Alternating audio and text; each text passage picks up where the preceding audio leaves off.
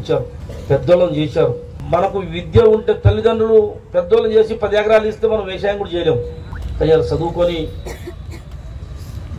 మంచి ఉద్యోగస్తులై, మంచి వ్యాపారస్తులై, మీకు పెద్ద గొప్పోళ్ళై,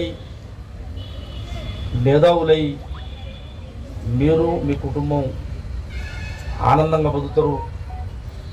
మీకు పాఠాలు నేర్పి విద్య నమ్మించిన గురువులు కూడా సంతృప్తి ఉంటుంది. మీ జీవితాలు బాగుంటాయి, మీ ఊరు మెచ్చుకుంటుంది, మీ మండలం మెచ్చుకుంటుంది, నియోజకవర్గం, జిల్లా. చదువుకున్న ఇవాళ దేశంలో ప్రపంచంలో ఉన్న రోజు పేపర్లు చూసిన వాళ్ళందరూ కూడా చదువు ద్వారా వచ్చినోడే తప్ప డబ్బుల ద్వారా వచ్చినోళ్ళు కాదు అని మీకు నేను మనం చేస్తా ఉన్నా. కాబట్టి ఎన్ని చెప్పాలో తల్లిదండ్రుల గురించి, గురువుల గురించి అన్ని విషయాలు చెప్పారు. అన్నీ మీరు తూచా తప్పకుండా పాటించి మీ జీవితాన్ని బాగు చేసుకోవాలని, మీకు మీ చదువులో కావలసిన అన్ని రకాల అవకాశాలని దేవుని వల్ల దీన్ని ఇంటిగ్రేటెడ్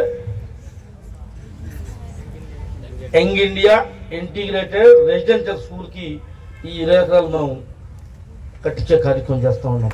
అది మట్టి ఉండగా ఖమ్మం, హైదరాబాద్లో ప్రైవేట్ కార్పొరేట్ కాలేజీలు స్కూళ్ళు ఉంటాయి. మీరు పోతా ఉంటే కలెక్టర్ ఆఫీస్ ముందు ఒక స్కూల్ కట్టారు, గుర్తుండదు మీకు? అంతకంటే కట్టబడుతుంది. 20 ఎకరాల్లో శంకుస్థాపన కార్యక్రమం పెట్టిస్తా. 200 కోట్ల రూపాయలు శాంక్షన్ చేపించి మంజూరు చేపించినాం మీ అందరి కోసం. పిల్లలకు కానీ, మీ తమ్ముళ్ళకు కానీ, చుట్టుపక్కల ప్రాంత పేద పిల్లలందరికీ కూడా యూనివర్సిటీ స్థాయిలో చదువుకునే చదువుని ఇక్కడ మనం ఇవ్వబోతా ఉన్నాం. అదే మనకు ఆస్తి. ఎంతోమందిని మేధావులు చేసే విద్యని ఆ రోడ్డుకి ఈ రోడ్డు కలుపుకుంటూ 25 ఎకరాల్లో మంచి భవంతులు కట్టి ఏర్పాటు జరుగుతూ ఉన్నది. కాబట్టి మీరందరూ ఎక్కడ కూడా అరమార్కు కోసం కూడా ఎక్కువ మాట్లాడి సారు. అరమార్కు సగం మార్కు గురించి దాని విలువ మిమ్మల్ని ఏడిపించుండు, ఆ పెద్ద మనిషి మమ్మల్ని ఏడిపించాడు.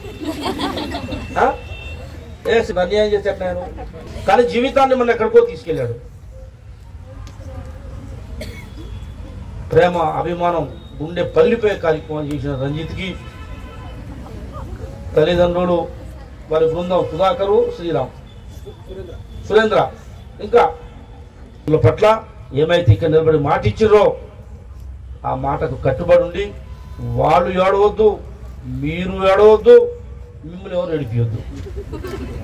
ఏమాలే మీ చదువుకున్న దాంట్లో ఎవరికైనా ఏమైనా ఇబ్బంది ఉంటే మీ ప్రిన్సిపల్ గారు చెవులు చెప్పండి, మా వల్ల ఏ పనులు ఖచ్చితంగా చేసి పెడతామని చెప్పి మనం చేస్తా ఉన్నాం. నేను ఇల్లందులో చదువుకున్న తల్లి, బస్ స్టాండ్ పక్కన హాస్టల్లో చదువుకున్నా. కాబట్టి అంత ప్రేమతో అడిగిన. తండ్రి లేడు అమ్మాయికి. ఏం కావాలో అది మీరు మాట్లాడి కావాల్సిన అన్ని మనం ఏర్పాటు చేసే కార్యక్రమం చేద్దాం. తల్లిదండ్రులను చూసుకుంటారా? అందరికీ నమస్కారం అమ్మా.